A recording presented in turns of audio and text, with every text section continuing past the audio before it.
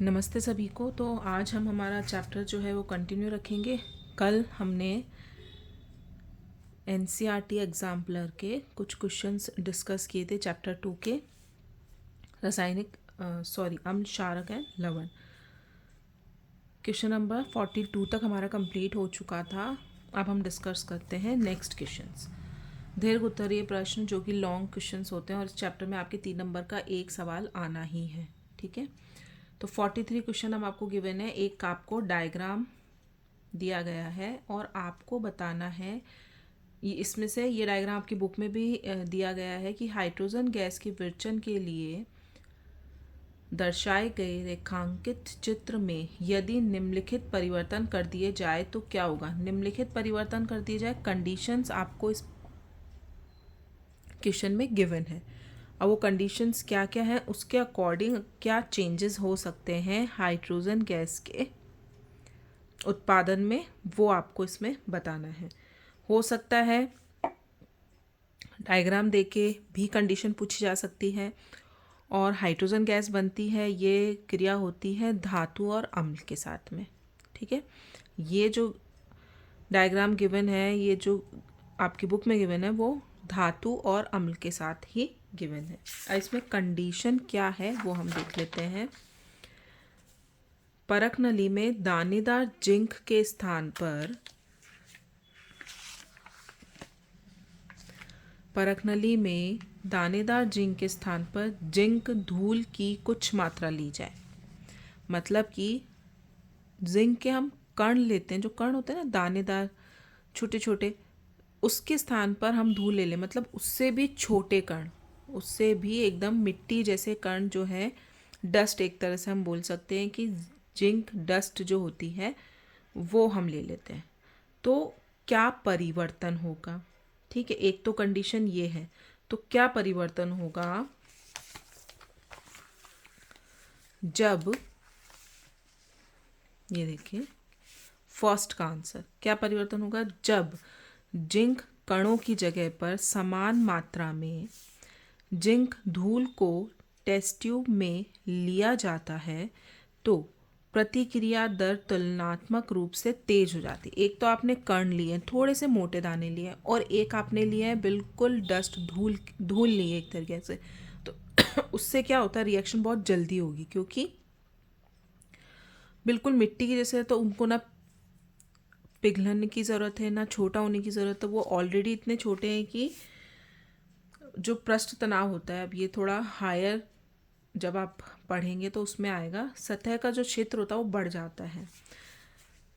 तो प्रतिक्रिया दर तुलनात्मक रूप से तेज होती है क्योंकि जिंक कणों की तुलना में जिंक धूल का सतह क्षेत्र बढ़ जाता है। मतलब किसी अभिक्रिया को होने के लिए उसका जो एरिया है, एक तरीके से हम बोल सकते हैं, उसका जो सतह का एरिया है वो बढ़ जाता है। तो बहुत जल्दी जो आपका जो एसिड या अम्ल जो भी आप काम में ले रहे हैं या क्षार काम में ले रहे हैं, तो वो उसको रिएक्शन करने के लिए सतह क्षेत्र ज़्यादा मिलेगा, तो वो जल्दी से रिएक्शन कर पाएगा और जल्दी आपकी हाइड्रोजन गैस बन पाएगी।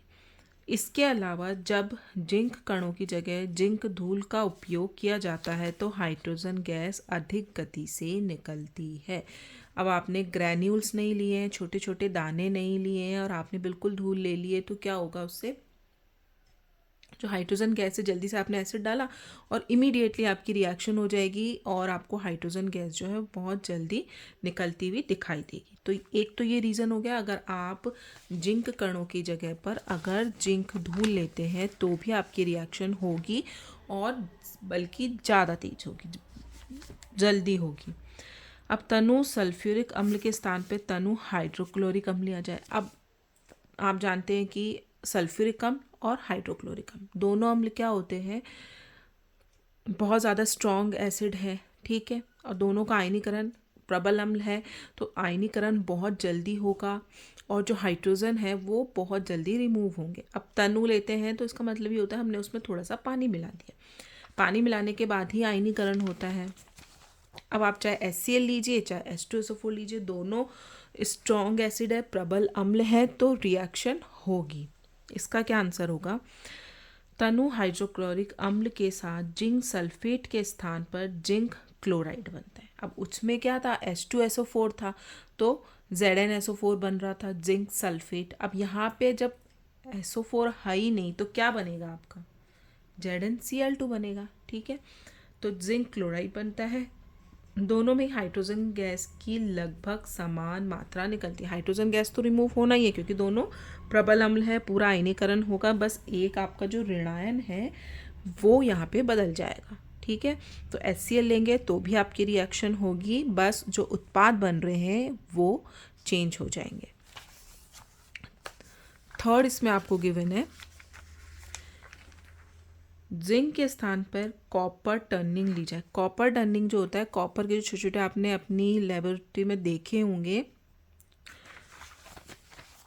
कॉपर के कण छोटे छोटे लैब में एक शीशी में भर के रखे जाते हैं। अगर आपको कभी कोई रिएक्शन करनी होती है तो वो अवेलेबल रहते हैं। अब जिंक के स्थान पे हमने कॉपर ले लिया, ये भी धातु ही है कॉपर भी, लेकिन क्या परिवर्तन होगा, यदि जिंक के स्थान पर कॉपर टर्निंग ली जाए तो कोई अभिक्रिया नहीं होगी, हाइड्रोजन गैस नहीं निकलेगी। क्यों? क्योंकि कॉपर सामान्य परिस्थितियों में H2SO4 या HCl के तनु अम्लों के साथ अभिक्रिया नहीं करता है, क्योंकि कॉपर की अभिक्रियाशीलता कम होती है। कॉपर जो होता है वो आवर्त सारणी में आप देखेंगे जिंक के बाद आता है, तो उसकी जो अभिक्रियाशीलता होती है वो कम हो जाती है। जिंक सबसे ज़्यादा अभिक्रियाशील होता है, इसलिए अगर आपने कॉपर ले लिया तो वहाँ पर अभिक्रिया होगी, लेकिन सामान्य परिस्थितियों में नहीं होगी। मतलब आपको उसको हीट देना पड़ेगा या बहुत टाइम के लिए उसको छोड़ना पड़ेगा वहाँ पर, तो धीरे धीरे धीरे धीरे करके फिर वो कोई रिएक्शन होगी और आपको हाइड्रोजन गैस निकलती हुई दिखाई देगी। जैसे हम बोलते हैं ना कि कॉपर के बर्तन में बहुत टाइम तक अगर आप एसिड रखोगे, मतलब बहुत टाइम तक पड़ा रहा, बहुत देर तक अगर कोई चीज़ वहीं कॉपर के पात्र में पड़ी रही तो आपकी रिएक्शन होगी और वो हार्मफुल होगा। लेकिन इमीडिएट आपने बनाया और निकाला, और कॉपर के बर्तनों में भी बहुत इमीडिएट, बहुत देर तक गर्म हीट के साथ आप कोई भी दही वगैरह नहीं रख सकते जिसमें भी एसिड होता है या क्षार होता है, इस तरीके की चीज़ें। ठीक है, अब नेक्स्ट आपका गिवन है, कॉपर वाला हो गया। कॉपर टर्निंग अगर आप लेते हैं तो रिएक्शन नहीं होगी क्योंकि कॉपर की अभिक्रियाशीलता जिंक से कम होती है। अब तनु सल्फ्यूरिक अम्ल के स्थान पर सोडियम हाइड्रोक्साइड। अब क्या ले रहे हैं, देखिए अम्ल के स्थान पर हम क्षार ले रहे हैं। सोडियम हाइड्रोक्साइड एक क्षार है, लेकिन सोडियम हाइड्रोक्साइड भी एक प्रबल क्षार होता है। ठीक है, तो लिया जाए तथा परखनली को गर्म किया जाए। अब आप क्या कर रहे हैं, साथ में गर्म भी कर रहे हैं, तो इसमें क्या परिवर्तन होगा। अब ये अभिक्रिया समीकरण आपके बुक में अगर आप देखना चाहते हैं तो पेज नंबर 22 पे देख सकते हैं। अब हमने क्या लिया, H2SO4 की जगह हमने ले लिया है हमारा NaOH। अब NaOH लेने के साथ रासायनिक अभिक्रिया क्या होगी, उसमें क्या परिवर्तन होंगे, वो हम यहाँ पे देखते हैं। अब हमारी जो टेस्ट ट्यूब है परखनली, उसमें जिंक के धूल या जिंक के ग्रैन्यूल्स ऑलरेडी प्रेजेंट है। अभी हमने H2SO4 की जगह क्या ले लिया, हमने सिर्फ लिया है NaOH। तो NaOH जब आप एक्वस तनु NaOH डालेंगे, क्योंकि प्रबल क्षार होता है तो हमने उसको थोड़ा पानी डाल के तनु कर दिया, तो आपका क्या बनेगा, ये बनेगा सोडियम जिंकेट Na2ZnO2, और हाइड्रोजन गैस निकलेगी ही निकलेगी। और जो परखनली को गर्म किया जा रहा है उसके करने से क्या होगा, बस अभिक्रिया थोड़ा जल्दी होगी।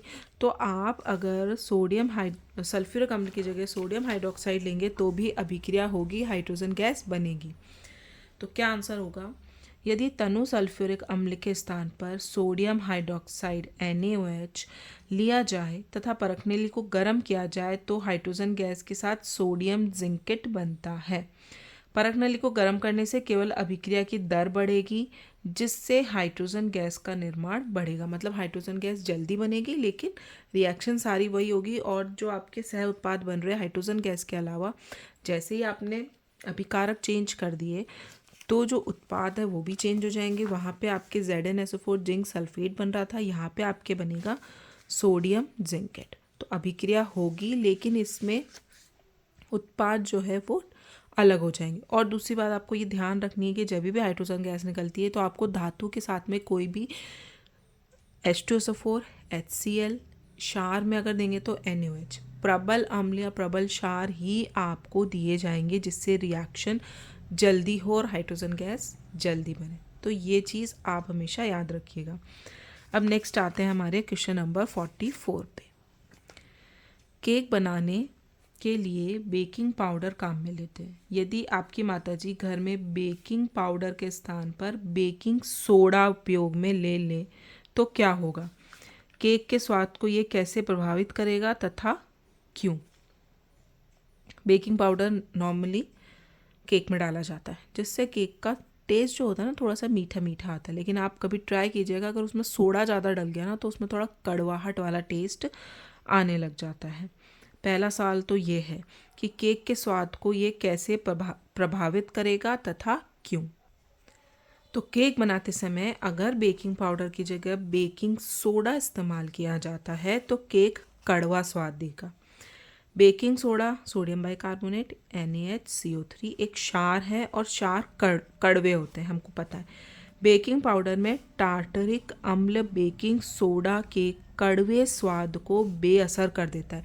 बेकिंग पाउडर दो अभिकारकों का मिश्रण होता है जिसमें आपका सोडियम बाइकार्बोनेट तो होता ही है, ठीक है, बेकिंग सोडा होता है, लेकिन उसमें कुछ मात्रा में अम्ल मिलाया जाता है जो कि होता है टार्टरिक अम्ल, और इसकी वजह से जो आपकी अच्छी सी खुशबू आती है और जो मीठा टेस्ट आता है, क्योंकि अम्ल क्या होते हैं, स्वाद में मीठे होते हैं, तो वो उसकी कड़वाहट को बिल्कुल कम कर देगा। और बेकिंग सोडा की जगह हम इसलिए बेकिंग पाउडर यूज़ में लेते हैं केक बनाने में, ठीक है। तो अम्ल क्या करेगा, बेकिंग सोडा के कड़वे स्वाद को बेअसर कर देता है।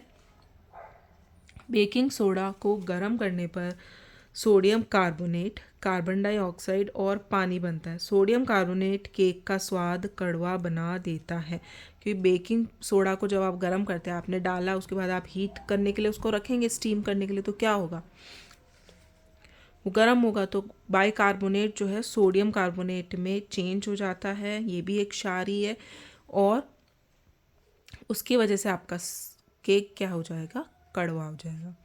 नेक्स्ट क्वेश्चन पे आते हैं।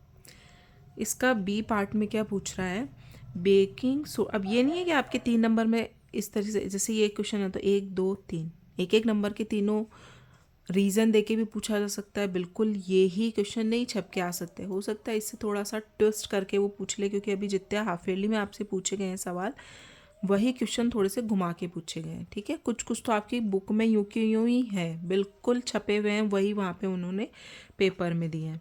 तो बी आपका गिवन है, बेकिंग सोडा को बेकिंग पाउडर में कैसे परिवर्तित किया जा सकता है। अभी ये रिएक्शन भी आपकी बुक में बहुत अच्छे से गिवन है कि बेकिंग सोडा को कैसे आप बेकिंग पाउडर में कन्वर्ट कर सकते हैं।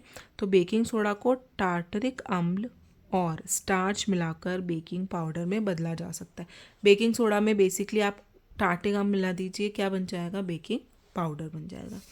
अब सी पार्ट आपको क्या गिवन है,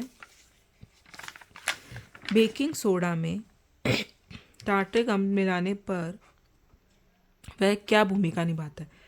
अब बेकिंग सोडा में ही हम क्या डाल रहे हैं, अम्ल डाल रहे हैं, और वो डालने से क्या रिएक्शन हो रही है कि उसका जो टेस्ट है वो चेंज हो गया है, और हमको केक वगैरह में हम उसको डालते हैं। तो देखिए, टार्टरिक अम्ल पानी के साथ अभिक्रिया करके हाइड्रोजन आयन बनाता है।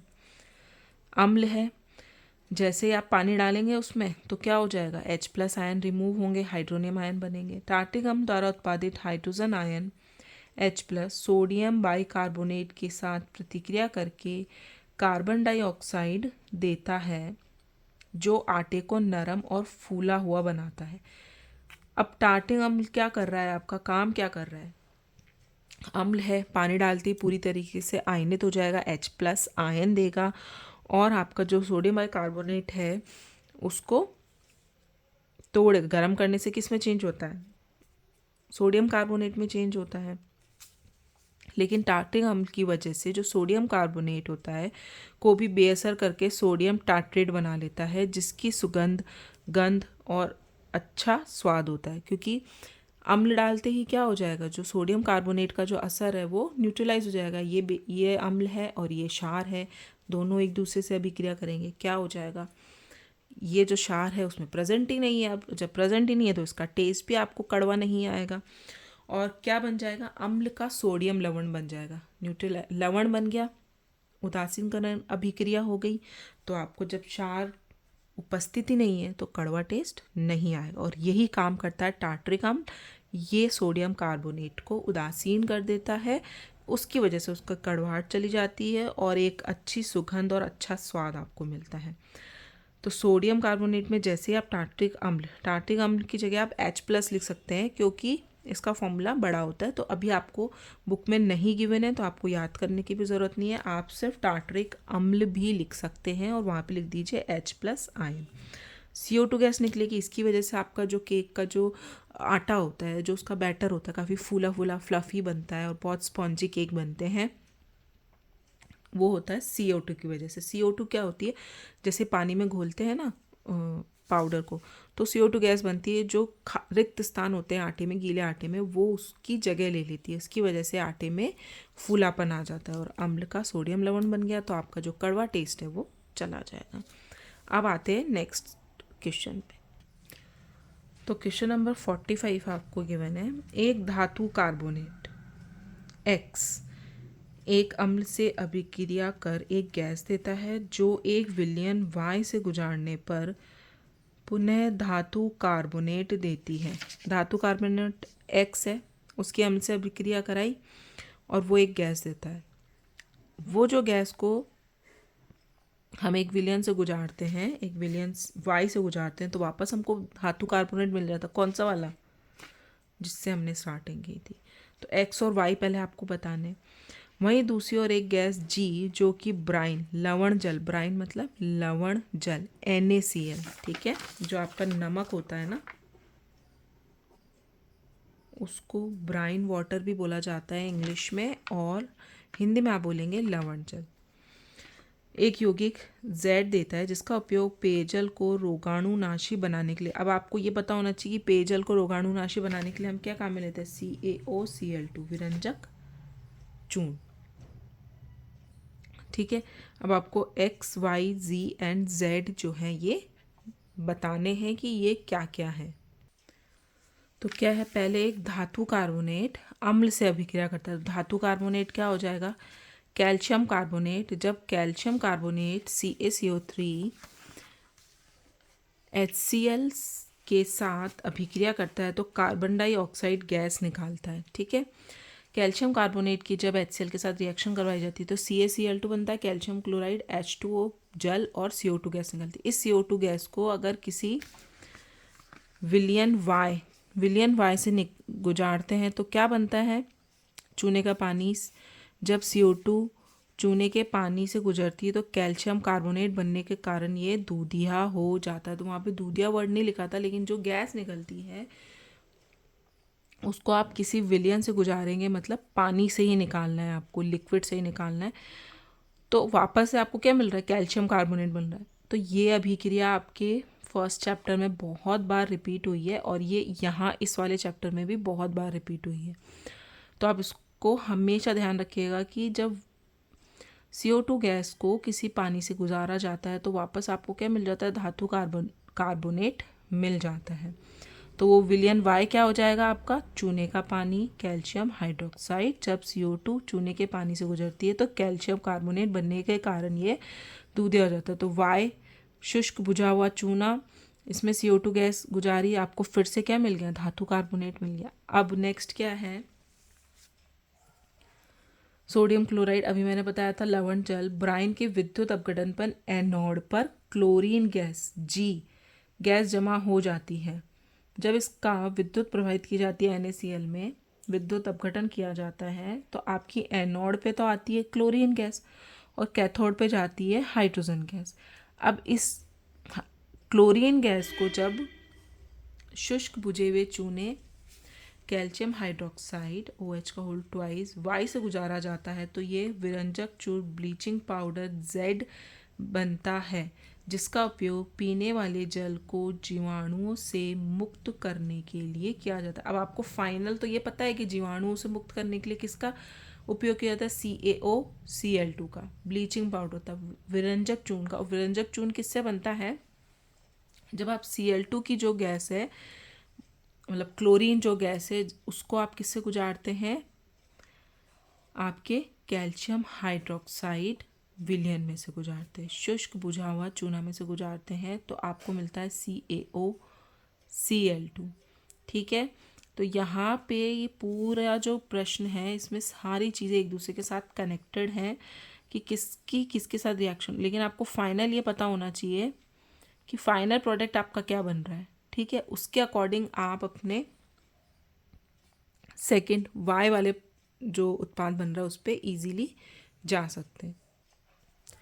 तो कैल्शियम हाइड्रोक्साइड शुष्क बुझा हुआ चूना जब क्लोरीन गैस गुजारी जाती है तो किस में परिवर्तित हो जाता है, विरंजक चूर्ण में, ब्लीचिंग पाउडर में, कैल्शियम ऑक्सी क्लोराइड में। ये इसका रासायनिक नाम है, ये इसका रासायनिक सूत्र है। और यही प्रश्न हमसे यहाँ पे पूछा गया था कि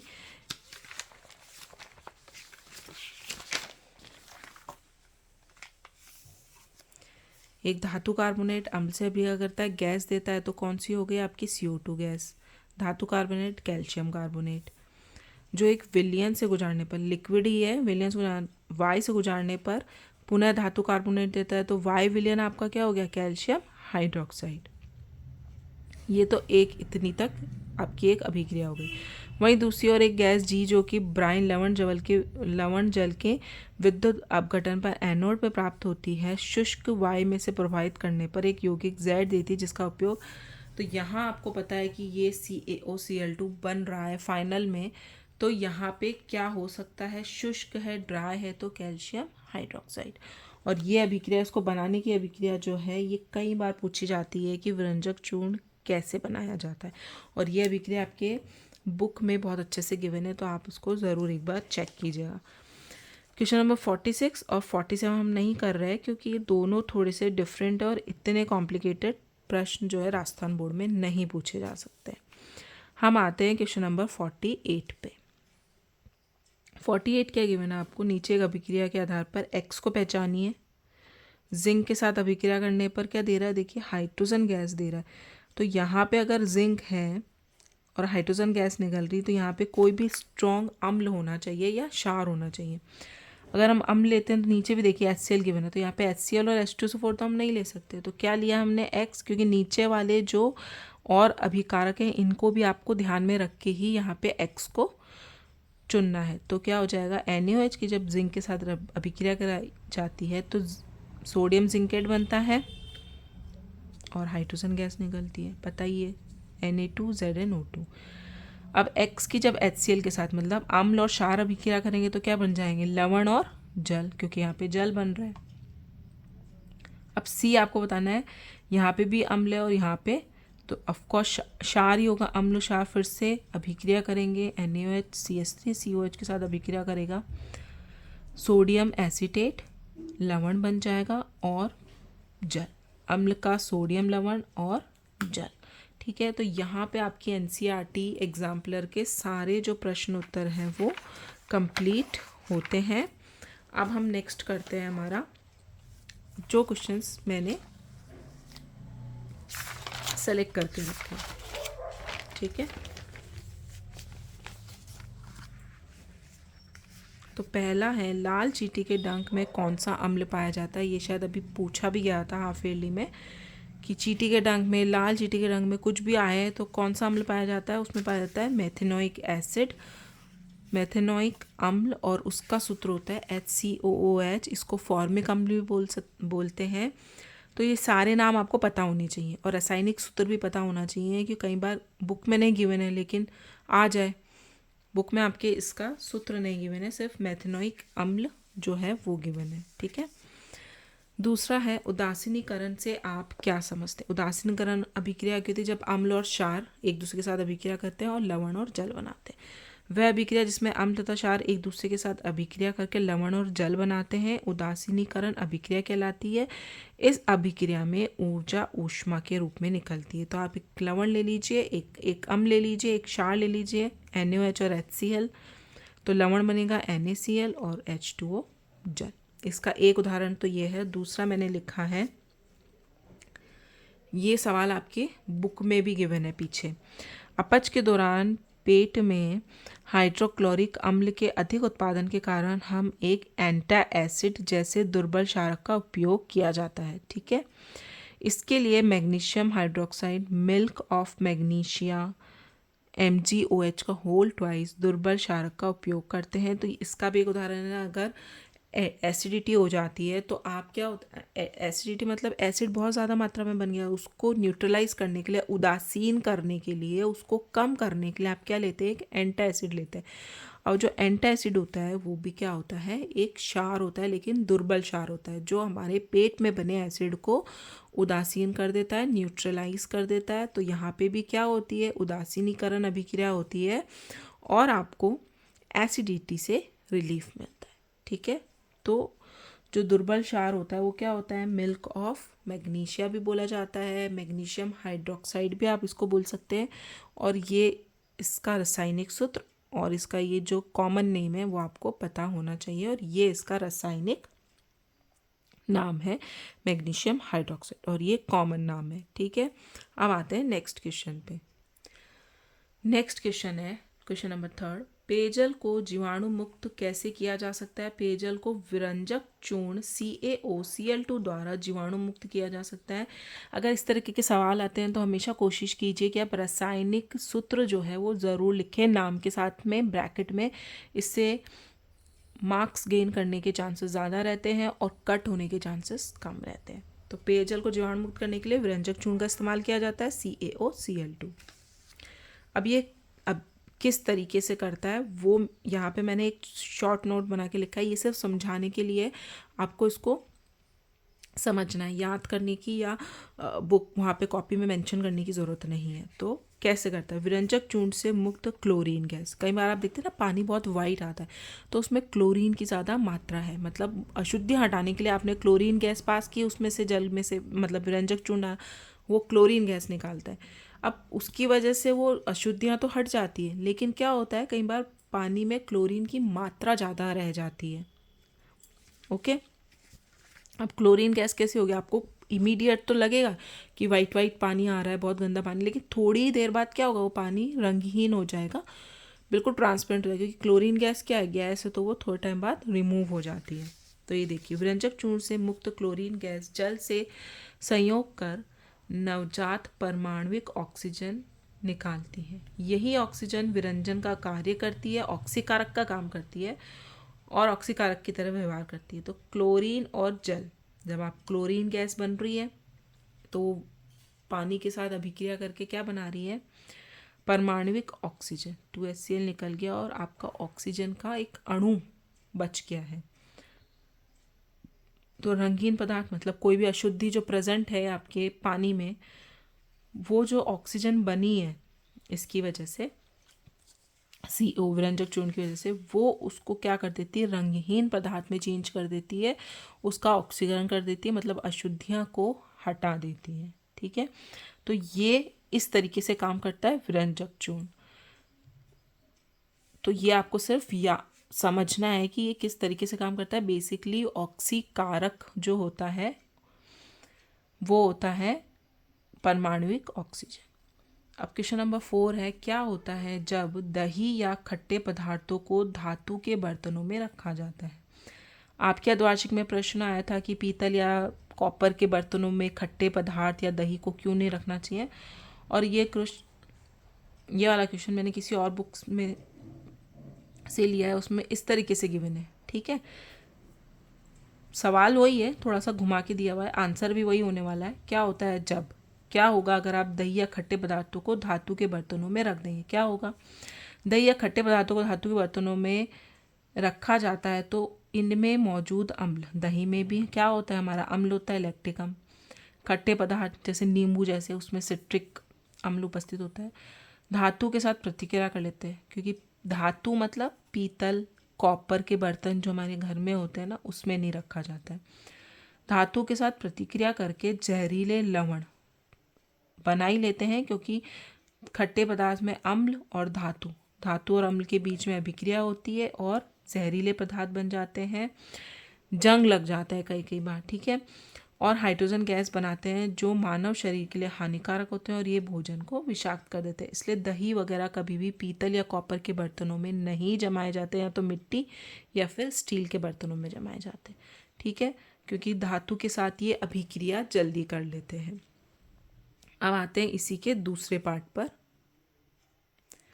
इसी का दूसरा पार्ट आपको गिवन है कि क्या होता है जब रात्रि में भोजन के पश्चात दांतों को साफ नहीं किया जाता। रात को खाना खाने के बाद अगर आप दांतों को साफ नहीं करेंगे तो क्या होगा। यदि रात्रि में भोजन के पश्चात दांतों को साफ नहीं किया जाता है तो मुख में उपस्थित बैक्टीरिया, ऑलरेडी आपके मुंह में कुछ बैक्टीरिया होते हैं, वो दांतों में लगे अवशिष्ट भोजन से क्रिया करके वो उसको खाएंगे। अवशिष्ट क्रिया करके मतलब उसको रिएक्शन करेंगे, उस पर काम करेंगे, उसको खाएंगे। उससे क्या होगा, क्रिया करके अम्ल उत्पन्न करते हैं जो कि मुख की पीएच कम कर देते हैं। हमारे जो मुंह की पीएच होती है 5.5 होती है नॉर्मल, लेकिन जैसे ही वो बैक्टीरिया वो दांतों में फंसे खाने के साथ अभिक्रिया करते हैं, उस पर क्रिया करते हैं, तो क्या अम्ल बनाते हैं। अम्ल से वो पीएच और क्या हो जाएगी, और कम हो जाएगी। और वो जैसे ही पीएच कम होती है, नॉर्मल पीएच से 5.5 से कम होती है, जो कि मुख की पीएच को कम कर देते हैं, और पीएच का मान 5.5 से कम होने पर दांतों के एनामल का क्षय होने लग जाता है। अतः भोजन के बाद दांतों की अच्छे से सफाई करनी चाहिए। मतलब आपके दांतों में भोजन नहीं फंसा होना चाहिए, ताकि जो बैक्टीरियाज माउथ में प्रेजेंट है वो और अम्ल बना के मुंह का जो पीएच है उसको कम ना करे। कि जितना पीएच कम होता जाएगा आपके दांतों का क्षय जो है वो बढ़ता जाएगा, मतलब एनामेल आपका क्षतिग्रस्त होता जाएगा। ठीक है, तो हमेशा खाना खाने के बाद आपको ब्रश करके सोना चाहिए। अब क्वेश्चन नंबर 5 है, आयन H+ एक्वस आयन की सांद्रता का विलयन की प्रकृति पर क्या प्रभाव पड़ता है। अब H+ आयन है तो विलयन क्या होगा, अम्लीय होगा। अब सांद्रता ज़्यादा है तो प्रबल अम्ल होगा, कम है तो दुर्बल अम्ल होगा। तो इसका आंसर क्या होगा, यदि विलयन में H+ आयनों की सांद्रता बढ़ती है तो ये विलयन को प्रबल अम्ल बना देती है, जबकि कम H+ आयन उत्पन्न होने पर दुर्बल अम्ल का विलयन बनता है। तो H+ आयन क्या शो करते हैं कि विलयन अम्लीय है। अगर H+ आयन की सांद्रता ज़्यादा है तो प्रबल अम्लीय है, और अगर H+ आयन की सांद्रता कम है तो वो दुर्बल अम्लीय। इसी की जगह अगर आपको OH- आयन लिखा आ रहा है तो उनकी सांद्रता से आप क्या डिसाइड करेंगे कि OH- आयन की सांद्रता बताती है कि विलयन क्या है, क्षार प्रकृति का है। और अगर OH- आयन की सांद्रता अधिक है तो प्रबल क्षार है, और OH- आयन की सांद्रता अगर कम है तो वो दुर्बल क्षार है। ओके, क्वेश्चन नंबर 5 तक कंप्लीट हो गया। अब आते हैं नेक्स्ट क्वेश्चन पे। नेक्स्ट क्वेश्चन है आपका, ये नंबर्स पे आप ध्यान मत दीजिएगा, मैंने रैंडमली नंबर्स डाले। तो क्वेश्चन नंबर 5 के बाद 6, प्लास्टर ऑफ पेरिस की जल से अभिक्रिया का समीकरण लिख ले। तो प्लास्टर ऑफ पेरिस का POP का जो सूत्र है वो आपको पता होना चाहिए, वो होता है CaSO4.12H2। मतलब जो क्रिस्टलीकृत जल की मात्रा है वो कितनी होती है, आधी होती है। अब ये जल से अभिक्रिया करेंगे, मतलब कि जल के 1.5 अणु से, आधा अणु यहाँ पर है, 1.5 आप इसको दे देंगे तो कितना हो जाएंगे पूरे 2। तो क्या बनेगा, जल से अभिक्रिया करने पर ये जिप्सम ठोस पदार्थ बनाता है। Calcium sulphate plaster of Paris जल से अभिक्रिया करके जिप्सम बनाता है, जिसका सूत्र होता है CaSO4.2H2O। ठीक है, ये हो गया जल से अभिक्रिया का समीकरण। फिर है, अम्ल का जलीय विलयन विद्युत का चालन क्यों करता है। क्यों करता है, अम्ल का जलीय विलयन विद्युत का चालन करता है क्योंकि अम्ल जलीय विलयन में H+ आयन उत्पन्न करता है, और ये आयन विद्युत धारा का चालन करते हैं। अब जलीय विलयन चाहे आपके पास अम्ल का हो या क्षार का हो, उसमें आयन बनेंगे, और आयन बनने के बाद वो विद्युत का चालन करेंगे, क्योंकि आयनों से ही विद्युत का चालन होता है। ब्लीचिंग पाउडर का रासायनिक नाम और सूत्र लिखिए। ब्लीचिंग पाउडर विरंजक चूर्ण, उसका रासायनिक जो नाम होता है वो होता है कैल्शियम ऑक्सीक्लोराइड, और उसका सूत्र होता है CaOCl2। ठीक है, ये एक एक नंबर में पार्ट्स में पूछे जा सकते हैं आपसे। नेक्स्ट क्वेश्चन है, बेकिंग सोडा के 2 उपयोग लिखिए। बेकिंग सोडा हमें खाने में काम में लेते हैं किचन में, तो इसका उपयोग सोडा अम्ल अग्निशामक में किया जाता है। मंद प्रतिरोधी मतलब माइल्ड एंटीसेप्टिक के रूप में काम आता है। सोडा वाटर सोडा युक्त शीतल पेय बनाने में, क्योंकि कोल्ड ड्रिंक्स वगैरह में इसी को डाला जाता है, उसी की वजह से CO2 गैस रिमूव होती है, और जो झाग आते हैं उसमें वो CO2 गैस के होते हैं। तो ये हो गया हमारे बेकिंग सोडा के 2 उपयोग। ये आप जो चाहें वो अपनी बुक में से याद कर सकते हैं। बेकिंग सोडा से बेकिंग पाउडर भी बनाया जाता है टार्ट्रिक अम्ल डाल के, वो भी आप लिख सकते हैं। कोई भी 2 उपयोग आपको याद करने हैं। अब ये कुछ क्वेश्चन है जो आपके पूछे गए थे 2024 में। दही में उपस्थित अम्ल क्या होता है? ये बहुविकल्पीय प्रश्न है। दही में उपस्थित अम्ल होता है लैक्टिक अम्ल। ठीक है, इसका आंसर ये हो जाएगा। HCl की वियोजन से प्राप्त ऋणायन का रासायनिक सूत्र क्या होता है? HCl की वियोजन से प्राप्त ऋणायन का रासायनिक सूत्र Cl-। ठीक है, क्योंकि H+ और Cl- 2 ही बनेंगे इसमें। एक ये क्वेश्चन गिवन है आपको, सोडियम कार्बोनेट क्षार है, ये HCl से अभिक्रिया कर रहा है और X बना रहा है, और आपकी CO2 गैस और वाटर निकलना है। तो उपरोक्त अभिक्रिया में X का सूत्र लिखिए। तो सोडियम कार्बोनेट अम्ल से अभिक्रिया कर रहा है तो क्या बनेगा? लवण बनेगा सोडियम क्लोराइड। तो X क्या हो जाएगा आपका? Sodium chloride.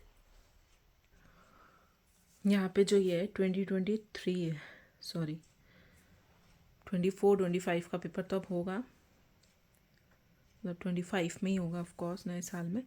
दिस इज़ 2023 का पेपर। ओके, अब नेक्स्ट क्वेश्चन आपको गिवन है, जल की उपस्थिति में मैले कपड़े पर साबुन लगाने पर कपड़ा साफ क्यों हो जाता है? कारण दीजिए। अब जल की उपस्थिति मतलब हम पहले कपड़े को थोड़ा सा गीला करते हैं, उसके बाद उस पर साबुन लगाते हैं, तो उससे जो हमारी गंदगी होती है वो जल्दी रिमूव होती है। ऐसा क्यों होता है? साबुन में क्या होता है? धावन सोडा होता है। हमको पता है कि उसमें सोडियम कार्बोनेट डॉट 10H2, ये जो क्रिस्टलीकृत पानी होता है ना, ये और भी मजबूत ये भी डॉट के रूप में उपस्थित होता है। मतलब ये जो फॉर्मूला है, इसमें जो पानी है वो कभी भी निकल जाएगा। ठीक है, वो मजबूत बंधों के साथ नहीं जुड़ा हुआ रहता है। तो उपस्थित होता है जिसके की सफाई के गुण होते हैं, क्योंकि धावन सोडा गंदगी या मैल पर हमला करके पानी में घुलनशील उत्पाद बनाता है जो पानी से धोने पर धुल जाते हैं। तो जो ये धावन सोडा होता है ना, ये जैसे आपने उसको गीला किया और साबुन रगड़ा, तो उससे क्या होगा? वो पानी में एक घुलनशील ऐसा पदार्थ बना लेगा, ये घुल जाएगा पानी के साथ में। ठीक है, ये पानी के साथ मजबूत बंध बना लेते हैं। ये जो जुड़े होते हैं पानी, ये क्या होता है? ये सिर्फ एक दुर्बल बंधों के साथ जुड़े होते हैं। और जैसे आप उसमें पानी डालेंगे तो साबुन में उपस्थित ये वाला जल और जो पानी आप डालेंगे, मतलब पानी में भिगो के गंदे कपड़े को, तो दोनों में क्या हो जाएगा? एक मजबूत बंध बन जाएगा, और वो दोनों एक दूसरे के साथ क्या हो जाएंगे? घुल जाएंगे। तो अब उनमें मजबूत बंध बन गया, मतलब जो आपके मैले कपड़े गीले हुए वो, और ये हमारा जो साबुन था, उनमें मजबूत बंध बन गया। और तो जैसे ही वो गंदगी जो है वो साबुन में घुल चुकी है, अब वो घुल गई, तो आप जैसे ही उसको रगड़ेंगे थोड़ा सा और पानी डालेंगे, तो वो गंदगी जो साबुन के साथ अपना मजबूत बंध बना चुकी है, वो साबुन के साथ ही रिमूव होती जाएगी, निकल जाएगी। इसलिए गीले कपड़े पे जो हम साबुन लगाते हैं, तो उससे मैल के निकलने के चांसेस ज़्यादा होते हैं, ना कि सूखे के ऊपर। तो जल की उपस्थिति में मैले कपड़े पर साबुन लगाने से गंदगी जो होती है वो जल्दी निकल जाती है, क्योंकि ये जो होती है ना, धावन सोडा जो उपस्थित होता है साबुन में, वो पानी के साथ घुलनशील उत्पाद बना लेते हैं। ओके, अब लॉन्ग क्वेश्चन, ये 3 नंबर में आपके पूछा गया था। प्लास्टर ऑफ पेरिस का रासायनिक सूत्र लिखिए। CaCSO4.12H2, ये भी हमने पहले देखा था। और जल मिलाने पर प्लास्टर ऑफ पेरिस कठोर क्यों हो जाता है? उपयुक्त रासायनिक समीकरण देकर समझा। कठोर क्यों हो जाता है? क्योंकि वो जो दुर्बल बंध के साथ में जो उसके जल के अणु बंधे हुए थे, जुड़े हुए थे, वो और ज़्यादा प्रबल बंध बना लेते हैं नमी अवशोषित करके या पानी में घोलने पर। तो वो कठोर, मतलब कठोर होना मतलब उसने बहुत ज़्यादा मजबूत बंध बना लिए हैं। तो जल मिलाने पर प्लास्टर ऑफ पेरिस कठोर हो जाता है क्योंकि दोनों के बीच मजबूत हाइड्रोजन बंध बन जाता है और जिप्सम के क्रिस्टल बनते हैं जो एक कठोर ठोस द्रव्यमान बनाने के लिए जम जाते। अब अगर आपके पास पहले तो दुर्बल बंध था, फिर मजबूत हाइड्रोजन बंध बन गया, तो हाइड्रोजन बंध अगर मजबूत बन गया है तो क्या हो जाएगी चीज़, कठोर हो जाएगी और उनको तोड़ना नामुमकिन होगा। सेम यही कंडीशन अभी जो हमने ऊपर वाले में पढ़ी उसमें भी होती है। ये डॉट के साथ जो जलीय अणु जुड़े हुए रहते हैं ना, ये हमेशा क्रिस्टलीकरण जल बोला जाता है इसको, क्रिस्टलीकरण जल, ठीक है। और वो इजीली निकल सकता है इस पदार्थ के साथ क्योंकि ये दुर्बल बंधों के साथ जुड़े होते हैं।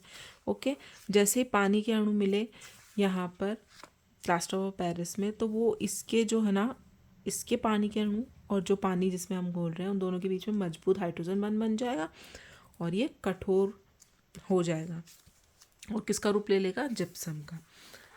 तो नेक्स्ट क्वेश्चन आते हैं, बेकिंग सोडा का रासायनिक नाम। बेकिंग सोडा का रासायनिक सोडियम बाइकार्बोनेट NaHCO3 कि एक मुलायम और स्पंजी क्यों हो जाता है, उपयुक्त रासायनिक समीकरण देके समझाइए। क्यों हो जाता है, जब बेकिंग सोडा में पानी मिलाया जाता है तो सोडियम हाइड्रोजन कार्बोनेट मतलब सोडियम बाइकार्बोनेट टार्टिक अम्ल के साथ प्रतिक्रिया करता है और इस अभिक्रिया में कार्बन डाई गैस निकलती, कार्बन डाइऑक्साइड गैस निकलती। ये मुक्त CO2 गैस गीले आटे में फंस जाती है और धीरे धीरे बुलबुले बनाती है जिससे केक नरम और स्पंजी हो जाता है।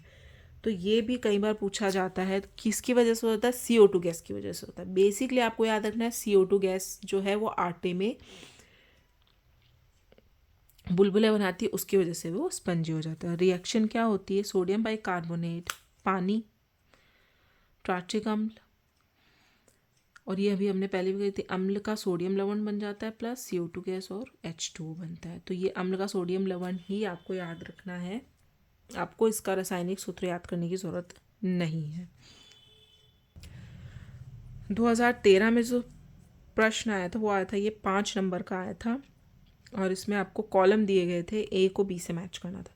इस टाइप के प्रश्न अभी तो नहीं आएंगे लेकिन आपको पता होनी चाहिए, है ना, या तो 1 वर्ड में या MCQ में पूछे जा सकते हैं, ठीक है। प्रबल अम्ल कौन सा है, प्रबल अम्ल H2SO4, दुर्बल CH3COH, प्रति अम्ल एंटा एसिड, एंटा एसिड जिसको हम अभी एसिडिटी में काम में लेते हैं वो है आपका मिल्क ऑफ मैग्नीशिया, प्रबल क्षार NaOH, दुर्बल क्षार NH4OH, उदासीन लवण जिसमें आपका एसिड और बेस दोनों है, उदासीन लवण आपका हो जाएगा 4th का NaCl।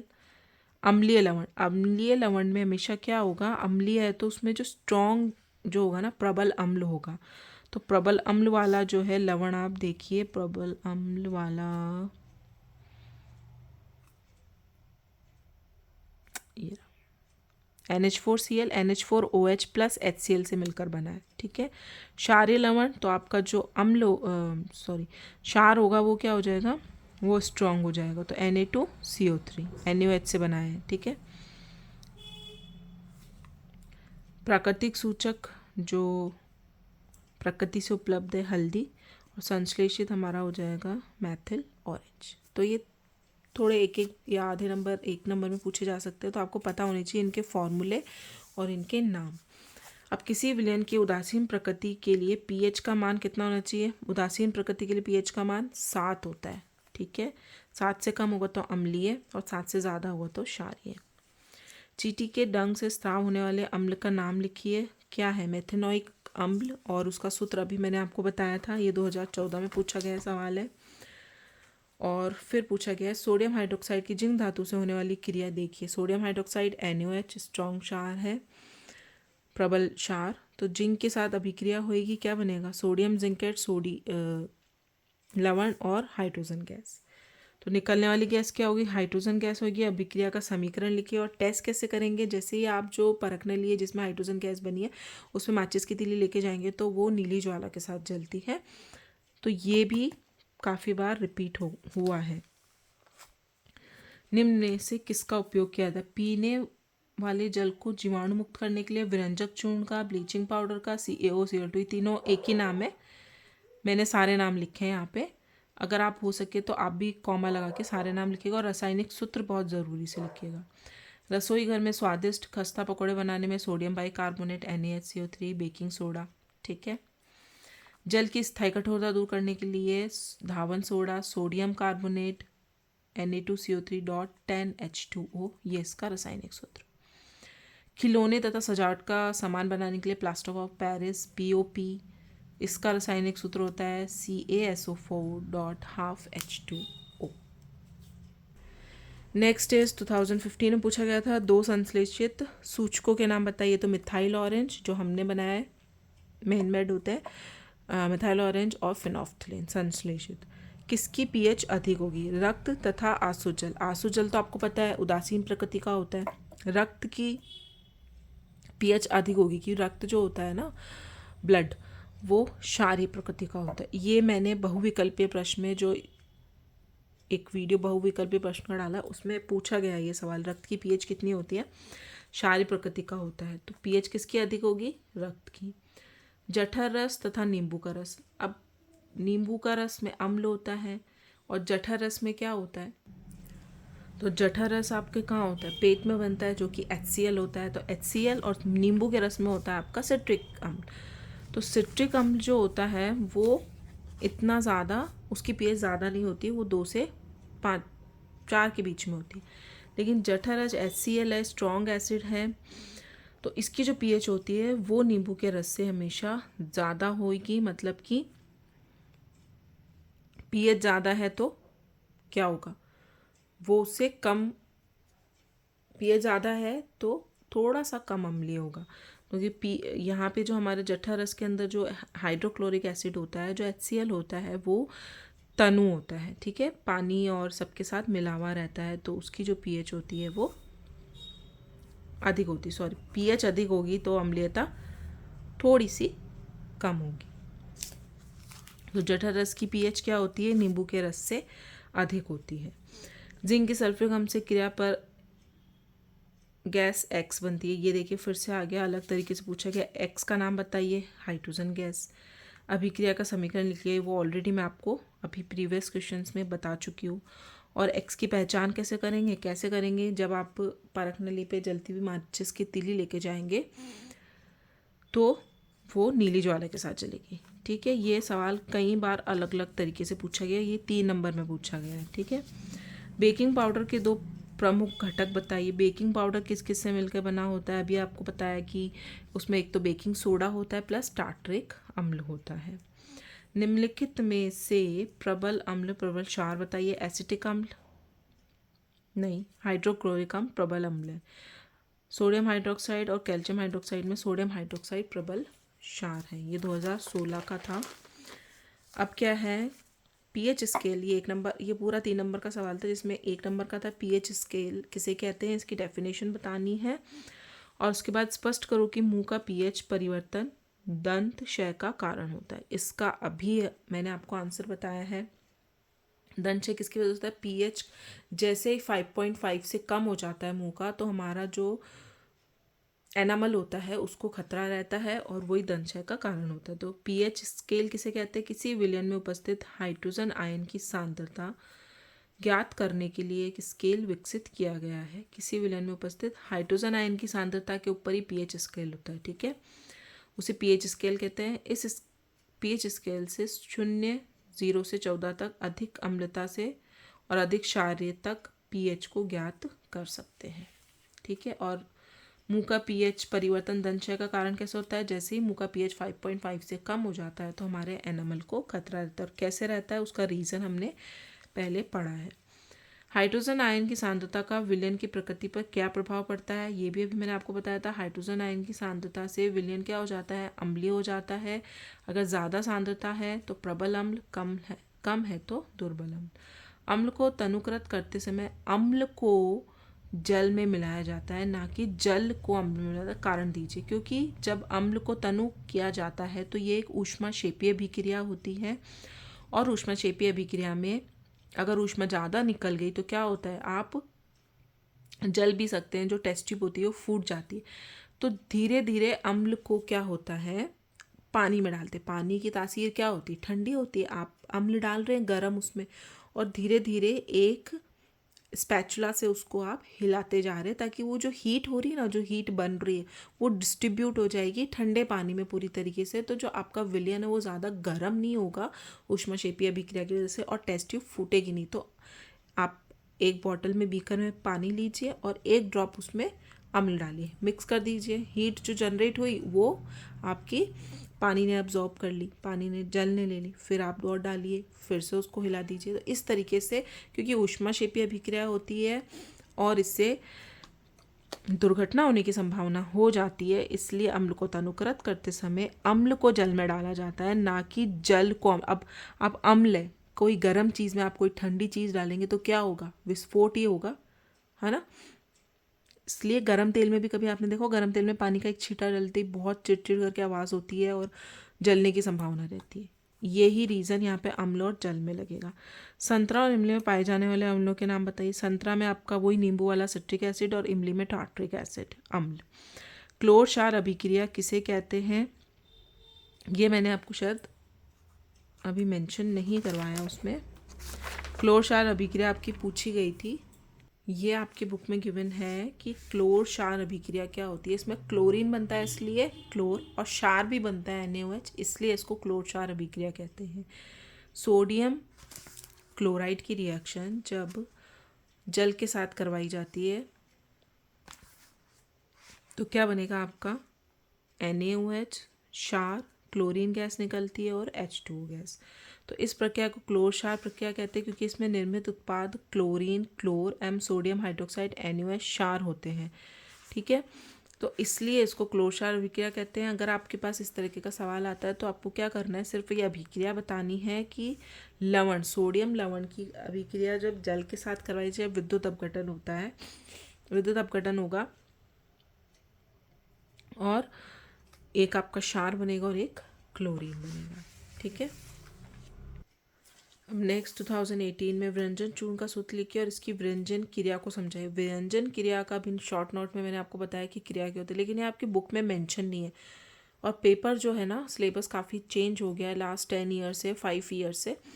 तो पेपर जो है आपकी, जो NCERT की बुक राइट नाउ चल रही है, अभी चल रही है, उसी में से सेट होएगा, उसके बाहर कुछ भी नहीं आएगा।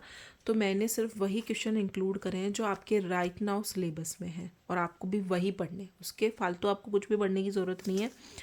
तो व्यंजन चूर्ण का सूत्र आपको पता होना चाहिए। और ये देखिए, धातु और जब एसिड की अभिक्रिया होती है उसका रासायनिक अभिक्रिया का नामांकित चित्र बनाइए। तो ये भी आपके चित्र अभी गिवन है तो हो सकता है पूछ ले, लेकिन ये अभिक्रिया लिखना आपको आना चाहिए कि इसकी रासायनिक अभिक्रिया धातु और अम्ल की अभिक्रिया क्या होती है। और अगर चित्र भी पूछ रहे हैं तो ये भी बहुत इजी है, ये भी कई बार रिपीट हुआ है प्रश्न, ये 2019 और 20 में भी काफ़ी टाइम यही क्वेश्चंस रिपीट होकर आए, लेकिन तब सिलेबस अलग था। तो यहाँ पे आपका ये जो चैप्टर है, चैप्टर 2 अम्लक्षारक एंड लवण कंप्लीट होता है। मैंने इंपॉर्टेंट जितने भी क्वेश्चंस थे वो यहाँ पे इंक्लूड कर लिए। उससे अगर डिफरेंट कुछ होगा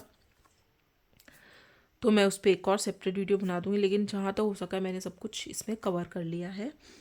तो नेक्स्ट वीडियो मिलेंगे हम अगले साल, जहाँ पे हम डिस्कस करेंगे हमारा नेक्स्ट चैप्टर, जो कि है चैप्टर 3, और वो होने वाला है आपका, कौन सा होने वाला है, धातु और अधातु। देखिए, धातु, रासायनिक अभिक्रिया, ये सारे चैप्टर्स ऐसे हैं, एक दूसरे के साथ कनेक्टेड हैं। ठीक है, तो धातु अधातु भी करेंगे ही करेंगे। इसमें से आपके आ रहे हैं MCQ, short, filling the blanks भी आ रहा है, और एक वेरी शॉर्ट, मतलब बड़ा प्रश्न तो आ ही नहीं रहा है, सिर्फ 2 नंबर का लास्ट आपके प्रश्न आ रहा है। ठीक है, तो ये चैप्टर करेंगे हम अगले साल। और इससे रिलेटेड आपको कोई भी डाउट हो, कुछ पूछना हो तो आप मुझे कमेंट करके पूछ सकते हैं। मैं कोशिश करूँगी कि जल्दी से जल्दी सारे चैप्टर्स के क्वेश्चंस अपलोड हो जाएं। ठीक है, तो ये आपका चैप्टर ख़त्म होता है। And thank you so much for watching.